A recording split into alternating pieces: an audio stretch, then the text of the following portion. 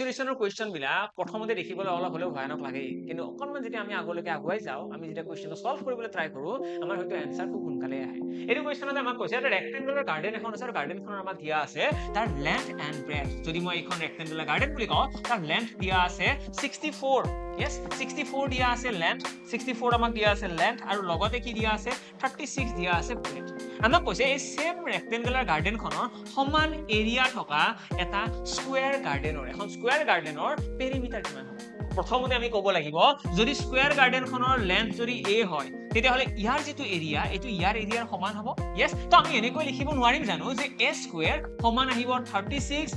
64 আৰু ইয়াৰে পৰা আমি দেখিম যে a স্কয়াৰ ইকুৱেল আমি এনেকৈতো লিখিব পাৰো 6 square into 6 square into 8 square পাৰিম লিখিব yes আৰু যদি আমি স্কয়াৰ কেটা গোটেইকেটা গুছাই দিও আমি দেখিম a ইকুৱেল আহিব 48 মানে আমি যেটো আমাৰ বৰ্গৰ কথা কৈছে যেটো আমাক স্কয়াৰৰ কথা কৈছে সেই স্কয়াৰটোৰ সাইডৰ লেন্থ আমি গম পাই গলো 48 মিটাৰ আৰু যদি সাইডৰ লেন্থ 48 মিটাৰ হয় তেন্তে তাৰ পেৰিমিটাৰ কিমান হ'ব 4 into 48 yes simply ইয়াতে এটা 4 মাল্টিপ্লাই কৰি দিয়া ফাইনাল আনসাৰ তোমালোকে পাই যাবা 192 metre will be the perimeter of this square